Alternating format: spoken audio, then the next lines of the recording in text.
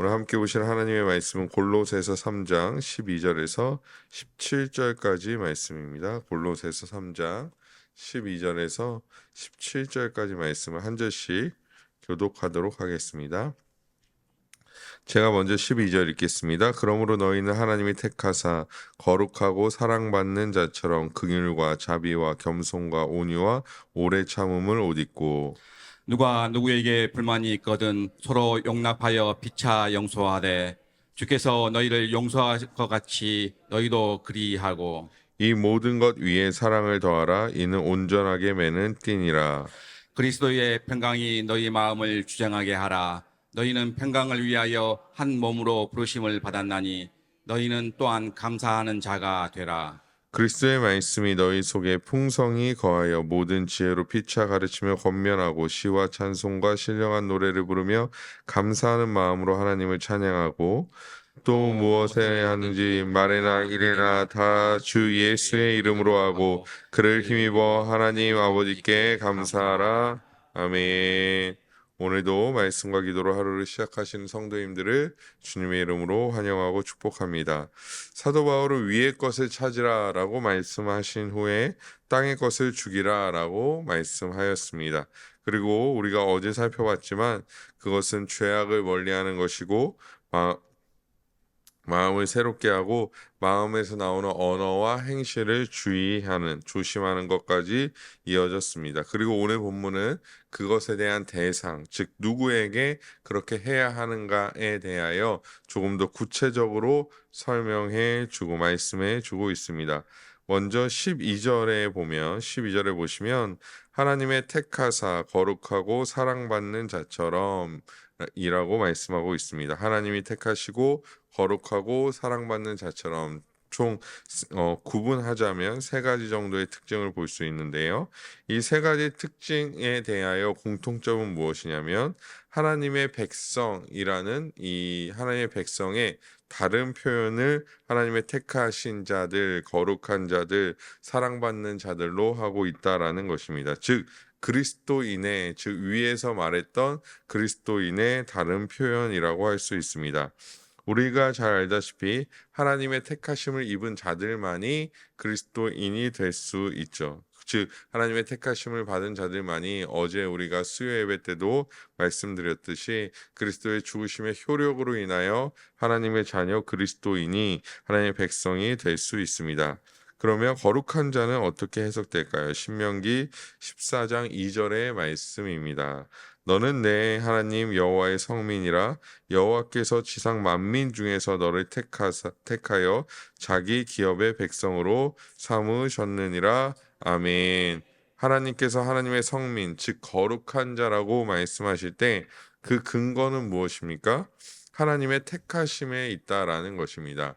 즉 거룩한 행동을 해서 성민이 된 것이 아니라 거룩하기 때문에 결국엔 택하여진 것이 아니라 오로지 택했기 때문에 하나님께서 그 자들을 거룩한 백성이다라고 부르신다라는 것입니다. 우리도 마찬가지죠. 하나님께서 우리를 택해 주셨기 때문에 우리가 성도다라고 부름을 받는 것이고 신자다라고 불림을 받는 것이지 우리가 진짜 거룩하기 때문에 진짜 온전하기 때문에 완전하기 때문에 그렇다라는 것은 아닙니다. 즉 오로지 이 거룩한 자라는 의미에는 결국에 하나님이 택하셨다라는 의미를 지니고 있다라는 것이죠. 마지막 사랑받는 자처럼도 마찬가지입니다. 사랑받을 만한 것이 있어서가 아니라는 것이죠. 로마서 5장 8절의 말씀입니다. 우리가 아직 죄인 되었을 때에 그리스도께서 우리를 위하여 죽으심으로 하나님께서 우리에 대한 자기의 사랑을 확증하셨느니라. 아멘. 하나님께서 우리에 대한 자기의 사랑을 확증하셨었던 때가 언제냐면 우리가 죄인 되었을 때라고 로마서는 말씀하고 있습니다. 즉 우리가 사랑받을 만해서가 아니라 우리가 아직 죄인 되었을 때 하나님께서 우리를 전적으로 사랑하셨다라는 것이죠. 하나님이 택하셨기 때문에 결국엔 사랑하신 것입니다. 그래서 12절에서 말씀하고 있는 것은 결국에 이 하나님께서 택하신 자, 또 거룩함을 입은 자, 또 사랑을 받는 자는 그냥 모두 다 택하심을 입은 자라고 볼 수 있습니다. 허나 내가 구원받았다라는 것은 택하심을 받았다라는 의미이며 거룩한 자라는 의미이며 사랑받는 자라는 의미라는 사실을 또한 우리가 거꾸로 생각해 볼 때는 우리 마음에 새겨야 할 줄 믿습니다. 그런 자들은 긍휼과 자비와 겸손과 온유와 오래 참음을 옷 입으라고 말씀하고 있습니다. 특별히 먼저 옷 입는다라는 부분을 잠시 살펴보면요. 우리가 이 옷 입는다라는 표현을 사도 바울이 종종 사용하는데 그 중에 하나가 그리스도로 옷 입는다라는 것입니다. 당시 시대에도 우리나라의 이전 시대, 조선 시대, 고려 시대와 같이 이 옷이 그 사람의 신분을 나타내 주었습니다. 즉, 명확하게 그 옷에 써 있는 것은 아니지만, 이 사람이 이 옷을 입었을 때는 이 사람은 어떤 신분이겠거니 하는 것이 존재했다라는 것이죠. 그래서 그리스도로 옷 입었다라는 의미는 무엇입니까? 우리의 신분이 이제 그리스도로부터 주어지고 새롭게 되었다라는 의미를 가지고 있다라는 것입니다. 그래서 오늘도 긍휼과 자비와 겸손과 온유와 오래 참음을 옷 입으라는 것은 결국에는 여기서 말하고 있는 것에 합당하게 너희가 생활해야 한다, 살아가야 한다. 너희는 이런 것들에 합당하게 주어진 신분이다라고 말씀하고 있는 것이죠. 그래서 오늘 방금 전에 우리가 살펴봤던 앞에 하나님의 택하신 거룩한 자, 사랑받는 자와 연결시켜 본다면 너희가 하나님의 택하심을 받은 신분이다라고도 해석할 수 있을 것 같습니다. 그러면 긍휼과 자비와 겸손과 온유와 오래 참음은 무엇을 말하는 것일까요? 사실 이 부분을 읽어보시면 우리 성도님들께서도 딱 생각나는 것이 있으실 것입니다. 갈라디아서 5장 22절에서 23절입니다. 오직 성령의 열매는 사랑과 희락과 화평과 오래 참음과 자비와 양선과 충성과 온유와 절제니 이 같은 것을 금지할 법이 없느니라. 아멘. 결국에 여기서 사도 바울이 말씀하고 있는 것은 무엇입니까? 우리가 위의 것을 찾는 삶, 땅의 것을 죽이는 삶, 성령 충만한 삶을 살아갈 때 우리가 어떠한 열매를 맺는가를 보여주고 있는 것이죠. 그래서 너희가 위의 것을 찾으면 결국에 너희가 긍휼과 자비와 겸손과 온유와 오래 참음을 옷 입는다. 너희들에게 그런 성령의 열매가 주어질 것이다 라고 말씀하고 있는 것입니다. 그러면 이런 성령의 열매, 우리 가운데 생겨나는 귀한 열매들을 우리는 누구에게 사용해야 할까요? 그 대상에 대하여 사도 바울이 구체화한다라고 앞에서 말씀드렸는데 그 첫 번째는 누구냐면 이웃입니다. 13절 말씀, 오늘 본문 13절 말씀 우리 함께 다시 한번 읽어보도록 하겠습니다. 시작. 누가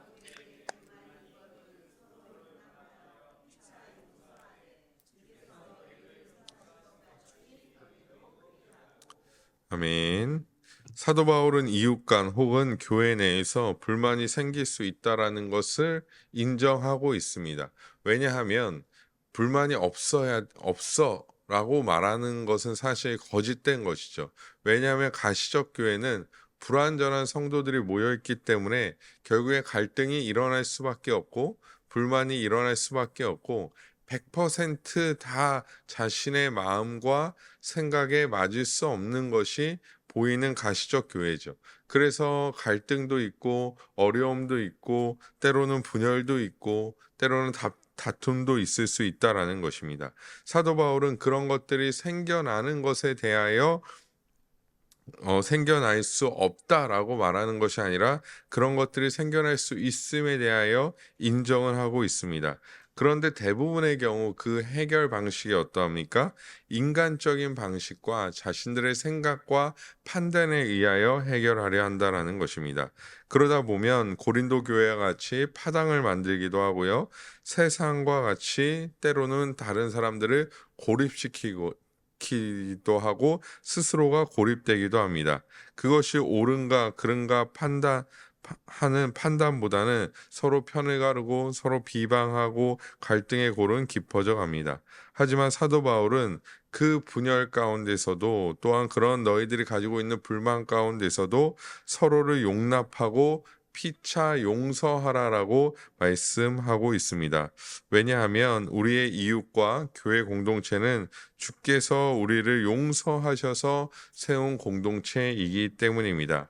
그리스도께서 우리를 용서하지 않으셨다면, 하나님께서 우리를 사랑하지 않으셨다면, 우리를 용납하지 않으셨다면 이 공동체가 우리에게 주어질 일은 만무했을 것입니다.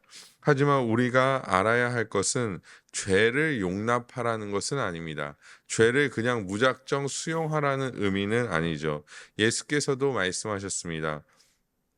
예수께서도 가늠한 여인이 붙잡혀 왔을 때 그냥 그 여인을 보내준 것이 아니라 너희 중에 죄 없는 자가 돌로 쳐라라고 말한 후에 모두가 돌아가니까 야 모두가 돌아갔으니까 너도 그냥 돌아가라라고 말씀하신 것이 아니라 다시는 죄를 짓지 말라라고 말씀하신 후에 그 여인을 돌아가게 하신 것을 우리는 잘 알고 있습니다. 그렇기 때문에 단순히 우리 안에 있는 죄악을 용납하라, 받아들여라, 수용하라라는 말은 아닙니다.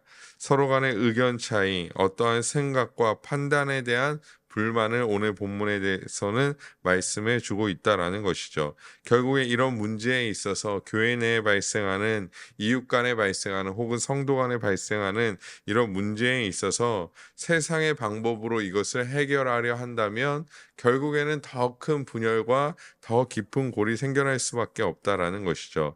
결국엔 세상의 방법은 어제 읽었던 본문 3장 8절에 나오는 분황과 노여움과 악의와 비방과 너희의 부끄러운 말로 결론이 날 가능성이 너무나 높다라는 것입니다.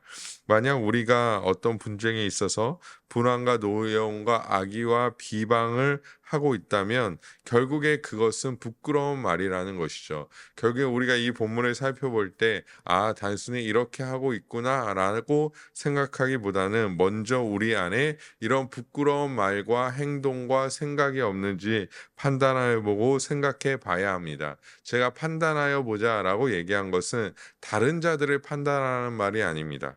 여기서 판단하여 보자 하면 우리는 꼭 다른 자들을 판단하면 스스로를 판단하지 아니하고 나는 완전한데, 나는 완벽한데, 내 생각은 괜찮은데 다른 자들은 이렇게 생각하지, 저런 사람들의 행동이 틀렸지라고 우리가 판단할 것이 아니라 우리는 우리 스스로에게 부끄러운 말이 없는지 판단하여 생각해 보아야 합니다. 그리고 내 안에 그런 모습이 있다면 우리는 그것을 부끄럽게 여겨야 한다라는 것이죠.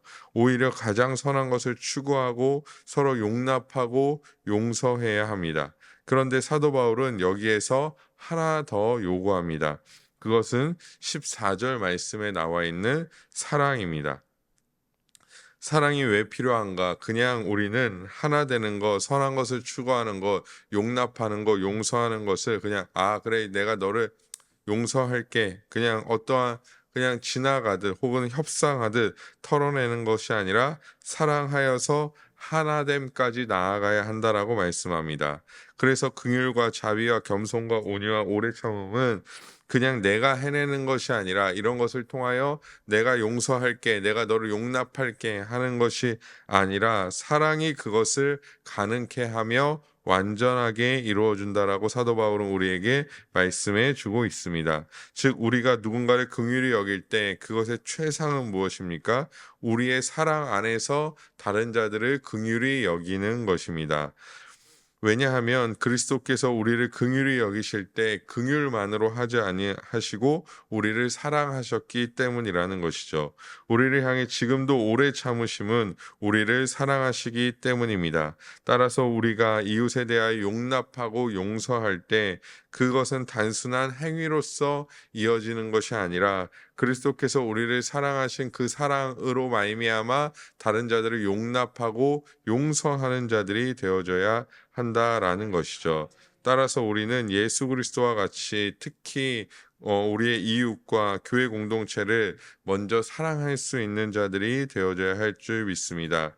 사랑이 있어야 정죄가 아닌 허다한 죄를 덮을 수 있게 되기 때문이죠. 사랑이 있어야 다른 자들을 판단하지 않습니다. 사랑이 있어야 비난과 비방이 아닌 위로와 격려로 나아갈 수 있습니다. 예수 그리스도께서 우리를 사랑하셨듯 우리 또한 이웃을 사랑해야 합니다. 만약에 우리의 힘으로 사랑한다면 우리는 분명히 긍휼과 어떤 자비와 겸손과 온유와 이 오래 참음에 우리의 한계치를 둘 것입니다. 내가 이만큼 너를 긍휼히 여겼지, 이만큼까지 내가 너를 참아줬지라고 우리의 한계치를 정한다라는 것이죠. 그래서 나는 이만큼까지는 용서할 수 있는데, 혹은 뭐 그 수치가 100이라면 내가 50까지는 용서할 수 있는데 50을 넘어가면 나는 이것을 용납할 수 없어라고 스스로 기준을 세운다라는 것이죠. 하지만 그리스도의 사랑으로 말미암아 우리가 긍휼히 여긴다면, 오래 참음을 행한다면, 혹은 자비와 겸손과 온유를 행한다면 우리는 그리스도에게까지 자라나야 하기 때문에 그 기준을 우리의 한계치보다도 훨씬 더 높게 세울 수 있다라는 것입니다. 그렇기 때문에 우리의 마음 가운데는 분명한 사랑의 마음으로 이런 것들을 행해야 한다라는 것이죠. 계속해서 우리 15절 말씀 다시 한번 읽어보도록 하겠습니다. 시작. 그리스도의 평강이 너희 마음을 주장하게 하라. 너희는 평강을 위하여 한 몸으로 부르심을 받았나니 너희는 또한 감사하는 자가 되라. 아멘. 사도 바울은 계속해서 이웃 공동체를 향해 말합니다. 그리스도의 평강은 은혜와 함께 그리스도를 통해 우리에게 주어지는 선물입니다. 세상의 어떠한 시험과 환난 속에서도 평강을 누릴 수 있는 것은 주께서 우리와 함께 하시고 참된 평강, 즉 평안을 우리에게 허락하셨기 때문이죠. 요한복음 14장 27절 말씀입니다. 평안을 너희에게 끼치노니 곧 나의 평안을 너희에게 주노라. 내가 너희에게 주는 것은 세상이 주는 것과 같지 아니하리라. 너희는 마음에 근심하지도 말고 두려워하지도 말라. 아멘. 따라서 평강은 주께서 직접 우리에게 허락해 주신 것이기 때문에 그리스도인들 가운데 가장 크게 나타나는 특징이기도 합니다. 모든 택함을 받은 자, 거룩한 자, 즉 사랑을 받는 자들이 누릴 수 있는 것이 평강이라는 것이죠. 그래서 우리는 우리 안에 이 그리스도께서 주시는 평강이 충만하기를 소망해야 합니다. 세상이 주는 평강과 이것은 다르다라는 것이죠. 세상이 주는 평강은 무엇입니까? 무언가가 채워져야 이루어지는 평강입니다. 그런 평강이 없다면 우리 결국에 만약에 그런 평강만을 추구하고 하나님이 주시는 평강이 우리 가운데 없다면 우리는 끊임없이 흔들리며 세상을 끊임없이 쫓아 살아갈 것입니다. 생각해 보십시오. 어떤 것에 대하여 중독된 자들 혹은 마약에 대하여 중독된 자들이 끊임없이 그것을 추구하고 그것을 바라고 그것을 자기가 원하는 이유는 무엇입니까? 그것이 자신에게 평화를 준다라고 생각하기 때문입니다. 하나님이 주신 평강의 마음이 없으니 그런 것에 매달리고 집착하고 의존하고 바라볼 수밖에 없다라는 것이죠. 그런데 중요한 것은 그리스도인들은 그런 것에서 평강을 찾기 위하여 예수 그리스도를 도구로 이용하는 자들이 아니라는 것입니다. 우리가 그리스도의 날개 아래 있듯이 마치 루시 보아스의 이불 안에 있었을 때 평안하듯이 우리가 그리스도의 날개 그늘 아래 있을 때 평안함을 누리는 자들이고, 이 평안은 우리에게 누구도 뺏어갈 수 없으며 세상 사람들은 누릴 수 없는 우리만의 특권이라는 사실을 우리는 분명히 기억하고, 우리 또한 세상이 주는 평강이 아닌 하나님께서 그리스도께서 주시는 평강을 누리며 살아가야 한다라는 것입니다. 그런데 오늘 본문에 보면 너희는 평강을 위하여 한 몸으로 부르심을 받았다라고 말씀하고 있습니다. 결국엔 평강을 추구하는 자들이 모여 이 공동체를 이루고 두려워하고 걱정하고 염려하는 자들을 격려하고 긍휼히 여기며 자비로 감싸주고 또한 온유한 마음으로 그들을 돌보며 오래 참음으로 인내할 때 참된 평강으로 연약한 자들 가운데서도 한 사람이 참된 평강으로 세워지게 된다라는 것입니다. 마치 로마서 15장에 나오는 것과 같이 믿음이 강한 자가 믿음이 약한 자의 약함을 담당하는 것처럼 그것을 위하여 우리가 부르심을 받았고 우리는 또한 그 가운데서 그 안에서 두려운 상황 속에서도 서로를 격려하며 평안을 누릴 수 있는 자들이 되어져야 한다라는 것이죠.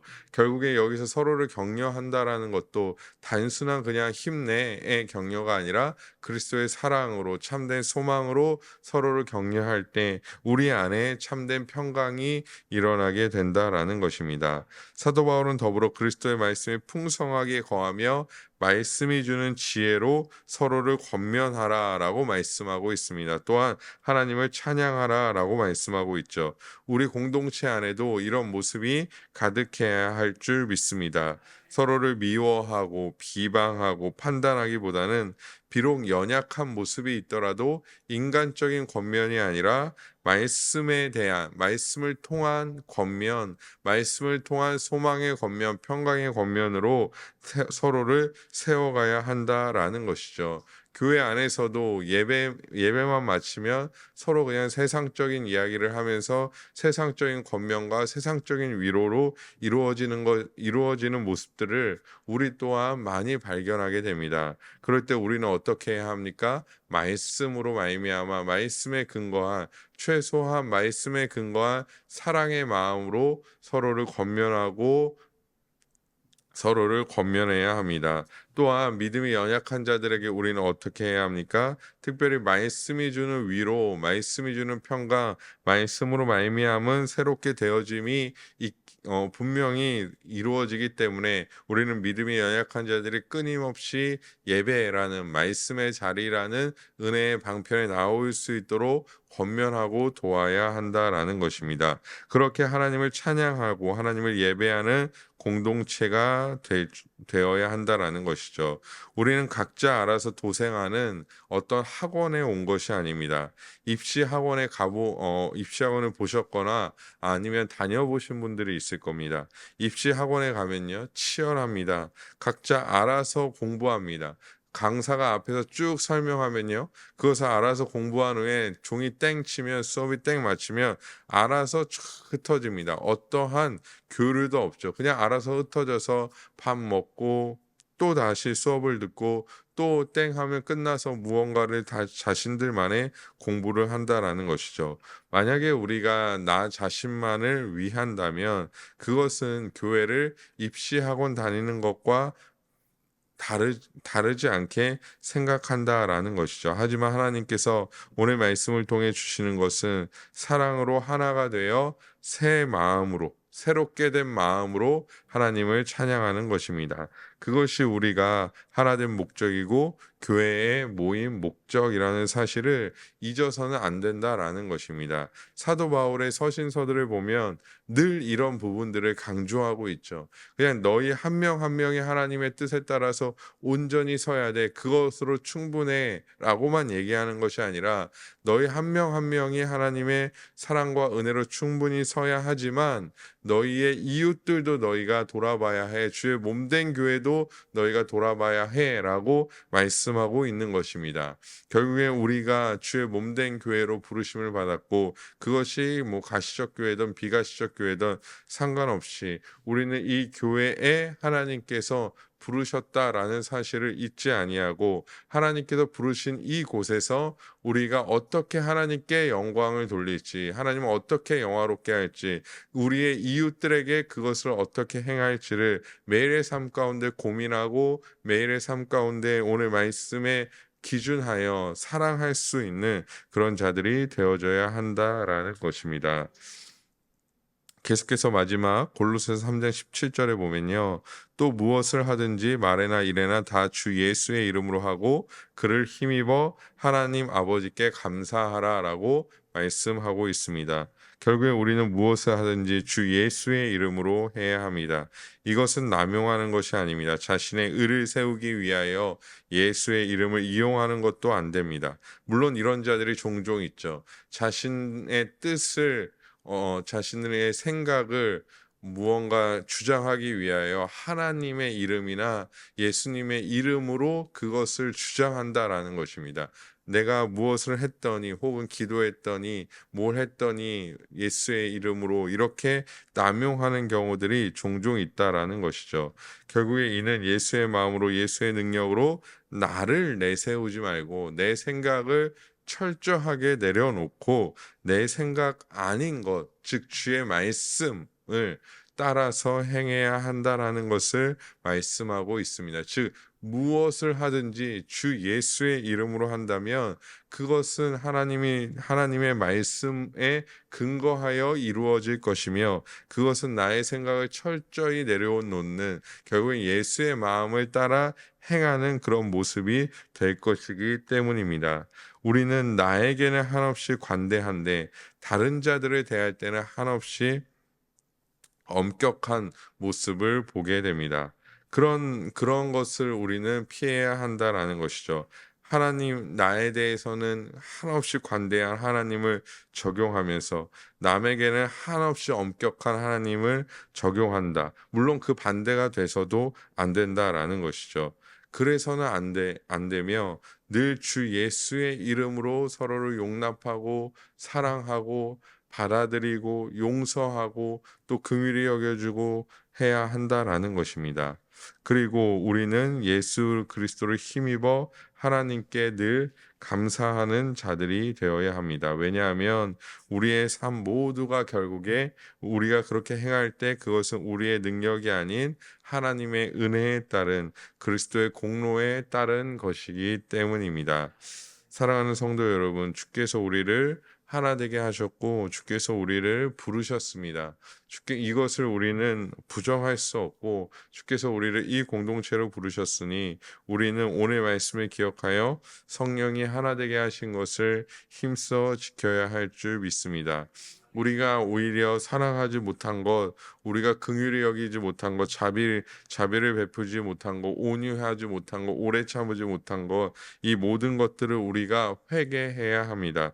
이것은 나는 원래 그런 성향이 아니기 때문에가 아니라 이것은 우리가 예수의 마음으로 사랑하지 않았기 때문이죠. 그래서 우리는 회개하며 더욱 우리가 예수 그리스도의 마음으로 살아가기를 이웃을 대하기를 소망해야 한다라는 것입니다.